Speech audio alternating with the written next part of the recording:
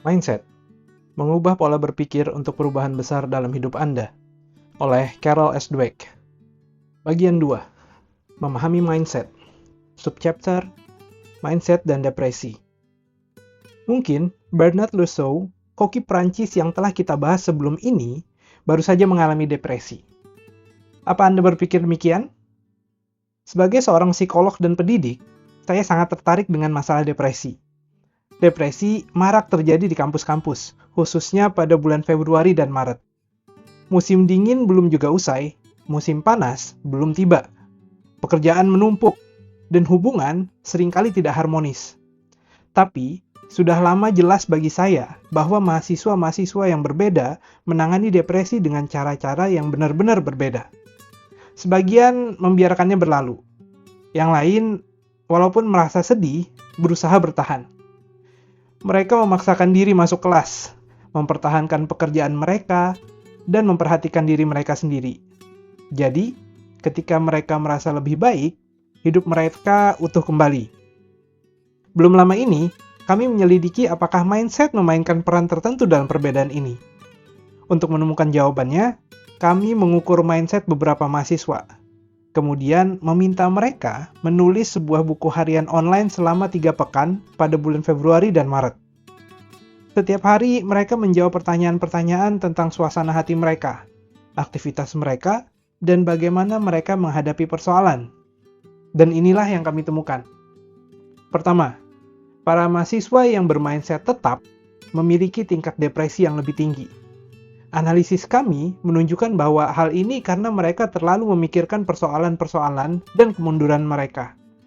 Bahkan mereka menyiksa diri dengan anggapan bahwa kemunduran berarti mereka tidak kompeten atau tidak berharga. Inilah yang terus-menerus berputar di kepala saya. Kamu tolol.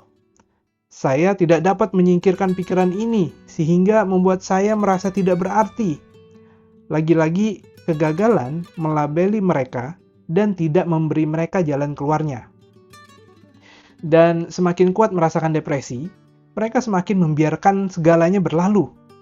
Semakin sedikit mereka bertindak untuk menyelesaikan persoalan-persoalan mereka sendiri. Misalnya, mereka tidak mengkaji apa yang mereka butuhkan. Mereka tidak menyelesaikan tugas-tugas tepat waktu, dan mereka tidak melaksanakan pekerjaan rutin. Walaupun mahasiswa bermindset tetap menunjukkan lebih banyak depresi, tapi ada banyak sekali mahasiswa bermindset tumbuh yang merasa sangat menderita, karena memang saat ini adalah puncak musim depresi. Disinilah kami menyaksikan sesuatu yang benar-benar mengagumkan. Semakin banyak depresi yang dirasakan oleh mahasiswa yang bermindset tumbuh, semakin banyak mereka bertindak untuk menghadapi persoalan-persoalan mereka. Mereka semakin yakin dalam menyelesaikan tugas kuliah, dan membuat mereka semakin mampu menjalani hidup. Semakin banyak hal buruk dirasakan, mereka semakin tahu harus melangkah kemana.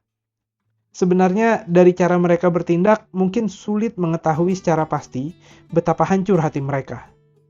Inilah kisah yang dituturkan oleh seorang anak muda kepada saya. Saya adalah mahasiswa baru, dan inilah kali pertama saya jauh dari rumah. Semua hal terasa asing. Pelajarannya sulit, dan seiring berlalunya waktu, saya semakin depresi. Akhirnya, saya mencapai sebuah titik di mana pagi hari saya nyaris tidak dapat bangun dari tempat tidur. Tapi setiap hari, saya memaksa diri untuk bangun, mandi, bercukur, dan melakukan apapun yang harus saya lakukan. Suatu hari, saya benar-benar mendapatkan nilai rendah, dan saya memutuskan untuk meminta bantuan.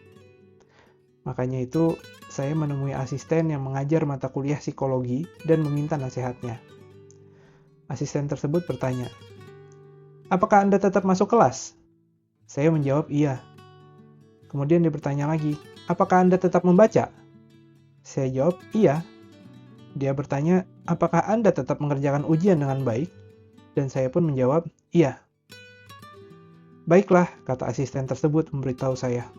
"Anda tidak mengalami depresi."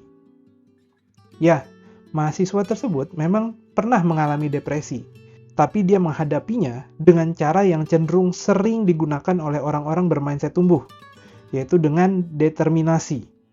Bukankah hal ini banyak berkaitan dengan temperamen? Bukankah sebagian orang secara alami lebih peka, sedangkan yang lain membiarkan segala hal berlalu begitu saja? Tentu saja, temperamen memang memiliki peran tertentu, tapi mindset merupakan bagian paling penting dari kisah ini. Bila kita mengajar orang-orang yang bermindset tumbuh, hal ini akan sepenuhnya mengubah cara mereka bereaksi terhadap rasa depresi.